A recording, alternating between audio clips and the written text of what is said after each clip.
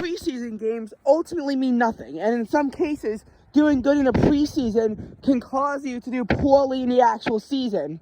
But the Cubs just won the last 2 games. They probably won like 7 or 8 preseason games in a row. The Cubs beat the Texas Rangers 9-6. They are on a roll. I am telling you, the Cubs are so good in the preseason. If they can just keep it up, we will see a repeat World Series win, I promise you. All the Cubs have to do is keep on flying on. Fly, Cubs, fly. Yes, I know that isn't the proper expression, but coming off of an Eagles fan, all I know how to do is just go fly, X, fly when I want X to do well. That's literally all I can do. As you know, Cubs have not been doing so well recently. A lot of it has come down to bad luck ever since their 3 consecutive years in the NLCS. 2015 ended in them being swept by the New York Mets.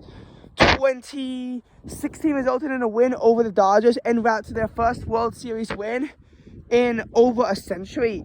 And 2017, in a rematch, the Dodgers wound up in a Cubs loss. And in 2018, for the first time in history, the Cubs made 4 consecutive postseasons, but this time they were met with bad luck. They could have had one of the best postseason positions, but because they lost Game 163 against the Milwaukee Brewers, they were forced up against the Colorado Rockies, who also lost the Game 163 to the Los Angeles Dodgers. Because the Cubs wound up,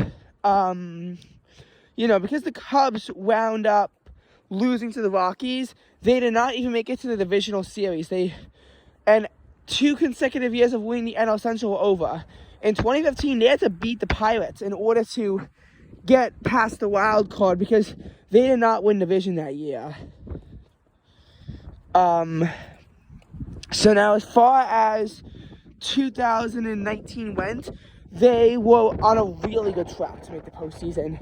But then they lost 9 consecutive games at the end of the season, which ruined them and denied them the postseason, capping them off at 84 wins. In 2020, they returned to the postseason, and while they won the NL Central, this was the first year in which, this is the COVID year, in which case everyone had to play in the wild card round.